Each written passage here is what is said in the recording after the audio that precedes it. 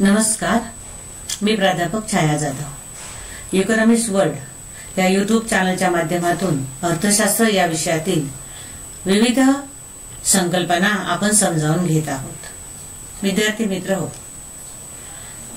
सावित्रीबाई फुले पुणे विद्यापीठाने शैक्षणिक वर्ष 2019 पासून सेमिस्टर पॅटर्न पद्धती अवलंबली आहे व त्या अंतर्गत FI BA या वर्गासाठी अर्थशास्त्र या विषयासाठी भारतीय आर्थिक पर्यावरण हा अभ्यास विषय निश्चित केला आहे। या अभ्यास विषयाच्या संदर्भातील परिचय मी व्हिडिओच्या माध्यमातून आपणास करून दिलेला आहेच। त्याचबरोबर टॉपिक क्रमांक 1 जो आहे त्यामधील आर्थिक पर्यावरणाचे महत्त्व याविषयीचा व्हिडिओ मी आपणास व्हिडिओच्या माध्यमातून मार्गदर्शन केलेला आहे। आज मी आपणास आर्थिक पर्यावरणावरती जे घटक परिणाम करतात त्या आर्थिक घटकांबद्दल मी आपणास मार्गदर्शन करणार आहे। विद्यार्थी मित्र हो, आर्थिक पर्यावरण म्हणजे नेमकं काय? तर सर्वसाधारणपणे आर्थिक पर्यावरण म्हणजे व्यक्ती आणि समाजावर प्रभाव पाडणारी आर्थिक परिस्थिती होय। याचाच अर्थ काय? तर आर्थिक व्यवहारात सहभागी होणारे जे सर्व आर्थिक घटक आहे त्यांना आपण आर्थिक परिस्थिती असं म्हणतो। मग आर्थिक पर्यावरण म्हणजे बाह्य आर्थिक परिस्थितीचा एक संच आहे असं आपणास या ठिकाणी स्पष्ट होतं। अशा रीतीने आर्थिक पर्यावरण म्हणजे व्यक्ती आणि समाजावर प्रभाव पाडणारी आर्थिक परिस्थिती होय। तर ज्यावेळेस आपण आर्थिक पर्यावरणाचा विचार करतो तर आर्थिक पर्यावरणाचं महत्त्व आपण अभ्यासलेलं आहे। आर्थिक पर्यावरणावर परिणाम करणारे विविध घटक आहेत। यामध्ये प्रामुख्याने नैसर्गिक घटक आहे, आर्थिक घटक आहे, सामाजिक व सांस्कृतिक घटक आहे, तंत्रज्ञान विषयक घटक आहे, असे विविध घटक आहे की ते आर्थिक पर्यावरणावर परिणाम करत असतात। आज आपण अभ्यासणार आहोत आर्थिक पर्यावरणावर परिणाम करणारे आर्थिक घटक। आता यामध्ये आपण अभ्यासणार आहोत आर्थिक घटक। तर आर्थिक घटकांमध्ये पहिला जो मुद्दा येतो तो येतो नैसर्गिक साधन सामुग्री। आर्थिक पर्यावरणातील नैसर्गिक साधन सामुग्री हा घटक अत्यंत महत्वाचा आहे, कारण आर्थिक पर्यावरणातील नैसर्गिक साधन सामुग्रीची पुरेशा प्रमाणात उपलब्धता असेल तर देशातील विविध आर्थिक क्षेत्राच्या दृष्टिकोनातून उपयुक्त साधन सामुग्री उपलब्ध होते व आर्थिक विकासाला गती मिळते। उत्पादन कार्यासाठी नैसर्गिक साधन सामुग्री अत्यंत महत्वाची असते। उदाहरण घ्यायचं म्हटलं तर शेती व्यवसायासाठी सुपीक जमीन, जलसिंचन सुविधा, अत्याधुनिक तंत्रज्ञान याचा वापर केला तर निश्चितच शेतीचं उत्पादन अधिकाधिक दर्जेदार आणि मोठ्या प्रमाणावर होतं। परंतु नैसर्गिक साधन सामुग्रीचा जर विचार केला तर सुपीक जमीन असेल, पर्जन्यमान चांगलं असेल, हवामान चांगलं असेल, या सर्व घटक हे नैसर्गिक साधन सामुग्रीशी संबंधित आहे आणि त्यामुळे नैसर्गिक साधन सामुग्री चांगली असेल तर निश्चितच आर्थिक पर्यावरण चांगलं राहतं व आर्थिक विकासाला प्रेरणा मिळतात। तर दुसऱ्या बाजूला आपण जर विचार केला औद्योगिकरणाचा, तर औद्योगिकरणामध्ये जे घटक असतात उदाहरणार्थ खनिज संपत्ती किंवा खनिज तेल किंवा वायू या जर नैसर्गिक साधन सामुग्रीचा जर आपण विचार केला तर खनिजांची उपलब्धता चांगली असेल, धातू, कोळसा किंवा खनिज तेल यासारख्या खनिज संपत्तीची जर एकंदरीत परिस्थिती चांगली असेल किंवा खनिजांची उपलब्धता चांगल्या मोठ्या प्रमाणावर व चांगली असेल तर निश्चितच आर्थिक पर्यावरण चांगलं राहतं व उत्पादनाच्या कार्याला वेग येतो। म्हणजेच काय, खनिजे, वायू, नैसर्गिक तेल, पोलाद, लोह यासारख्या खनिज संपत्तीची जर उपलब्धता असेल तर निश्चितच आर्थिक पर्यावरण चांगलं राहतं व या आर्थिक पर्यावरण जर अनुकूल असेल तर निश्चितच आर्थिक विकासाच्या प्रेरणा वृद्धिंगत होतात किंवा आर्थिक विकासाच्या प्रेरणाला चालना मिळते व देशाच्या दृष्टिकोनातून ही बाब अत्यंत महत्वाची आहे। त्या दृष्टिकोनातून आर्थिक पर्यावरणातील नैसर्गिक साधन सामुग्रीची पुरेशी उपलब्धता हा घटक महत्वाचा आहे। दुसरा पॉइंट आहे तो म्हणजे मानवी साधन सामुग्री। उत्पादन कार्यासाठी ज्याप्रमाणे भूमी, भांडवल आणि संयोजक त्याचप्रमाणे श्रम हा घटक देखील तितकाच महत्वाचा असतो. श्रम आणि संयोजक या दोन्ही घटकांचा संबंध मानवी साधन सामुग्रीशी येतो. आता मानवी साधन सामुग्री देखील उत्पादन कार्यासाठी विशेष महत्वाची असते. केवळ लोकसंख्येचा आकार मोठा असून चालणार नाही, तर लोकसंख्येचा आकार, गुणवत्ता, शैक्षणिक दर्जा, शिक्षण, प्रशिक्षण, ज्ञान, कौशल्य या सर्वच गोष्टी लोकसंख्येच्या दर्जावर प्रभाव पाडत असतात. त्या दृष्टिकोनातून लोकसंख्येचा दर्जा कसा आहे यावर मानवी साधन संपत्ती अवलंबून असते. म्हणजेच मानवी साधन सामुग्रीमध्ये देशातील लोकांची शिक्षण, प्रशिक्षण, ज्ञान, कौशल्य, कार्यक्षमता आणि आरोग्य जर चांगली असेल, त्या संदर्भात सरकारकडून मानवी साधन संपत्तीसाठी विशेष सुविधा उपलब्ध करून दिल्या जात असेल तर निश्चितच मानवी साधन सामुग्रीचा जो दर्जा आहे तो चांगला राहतो व मानवी साधन सामुग्री चांगली असल्यास विकासाच्या कार्यामध्ये निश्चितच एक सकारात्मक ऊर्जा आपल्याला दिसून येते किंवा सकारात्मक बदल आपणास निश्चितच दिसून येतो. थोडक्यात आर्थिक विकासाच्या प्रक्रियेमध्ये दर्जेदार श्रमबळाचा पुरवठा हा घटक अत्यंत महत्वाचा असतो व दर्जेदार श्रमबळाच्या पुरवठ्यासाठी देशातील सरकारने देशातील मानवी साधन संपत्तीसाठी शिक्षण, प्रशिक्षणाच्या सोयी उपलब्ध करून दिल्या पाहिजे.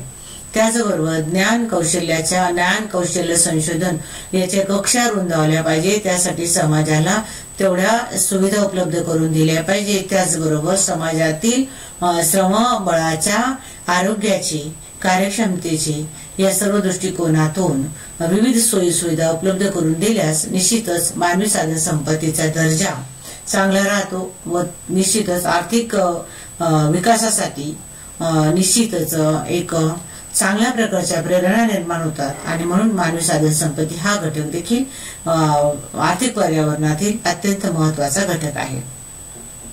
त्यानंतर पुढचा पॉइंट आहे तो अर्थव्यवस्थेचे स्वरूप. देशाने स्वीकारलेल्या अर्थव्यवस्थेच्या स्वरूपावर देखील आर्थिक पर्यावरण अवलंबून असते आणि म्हणूनच आर्थिक पर्यावरण ठरविणारा हा अतिशय महत्वाचा घटक आहे.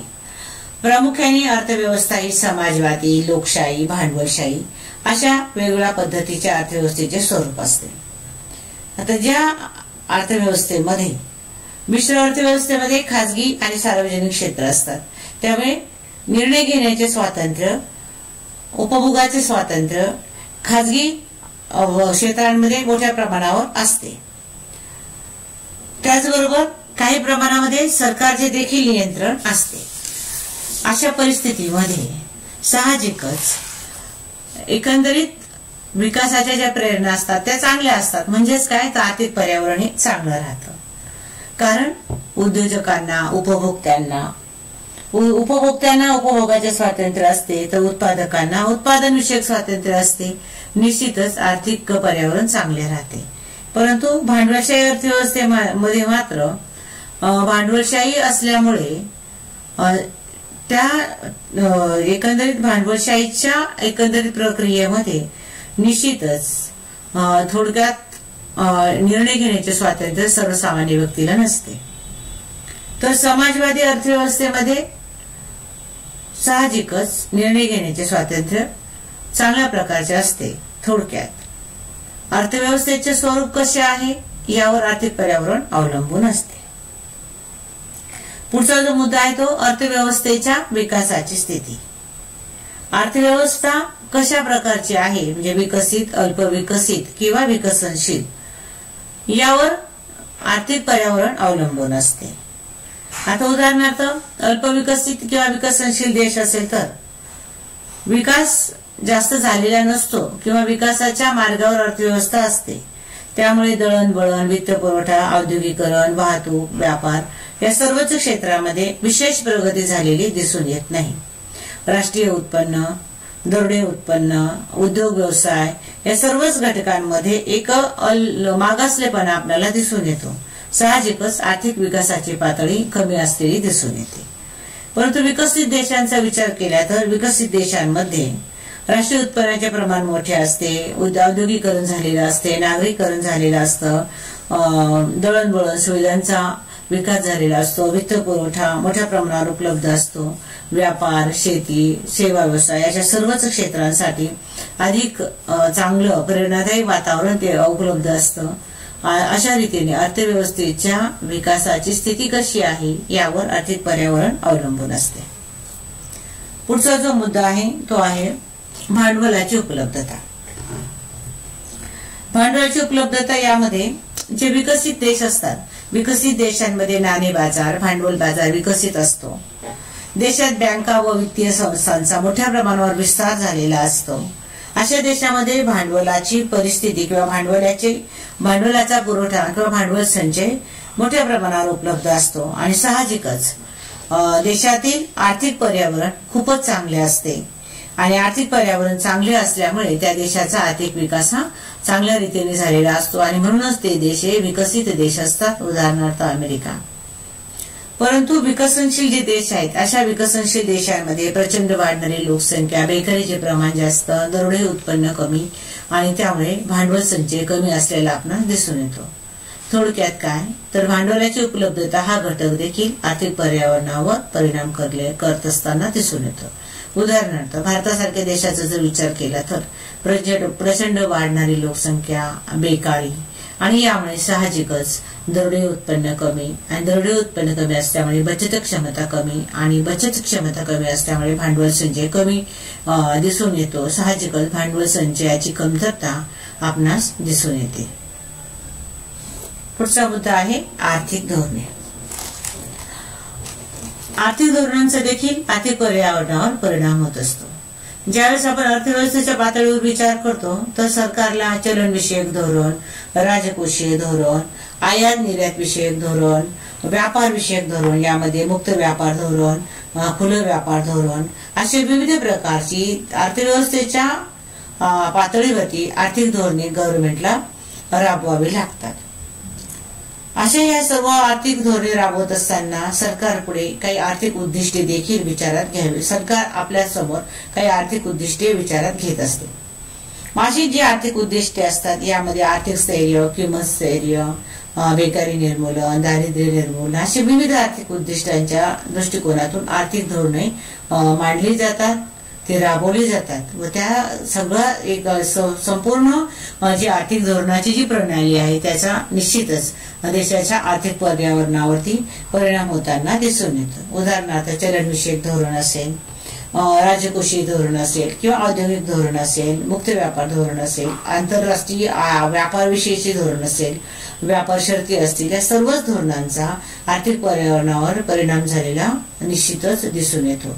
जर देश पातळीवर जर आपण उदाहरणार्थ असा विचार केला की एखाद्या अर्थव्यवस्थेच्या दृष्टिकोनातून जी धोरणं अर्थव्यवस्था राबवते ती जर अनुकूल असेल तर आर्थिक पर्यावरण अधिक चांगलं राहतं. परंतु आर्थिक धोरण राबवत असताना जर आपल्या देशाच्या संदर्भात आपण धोरण राबवत असताना काही मर्यादा येत असतील तर निश्चितच आर्थिक पर्यावरणावर त्याचा प्रतिकूल परिणाम असलेला दिसून येतो. उदाहरणार्थ भारतीय अर्थव्यवस्थेचा विचार केला तर अल्पविकसित देश म्हणून व्यापार शर्ती नेहमीच प्रतिकूल असलेल्या आपणास दिसून येतात.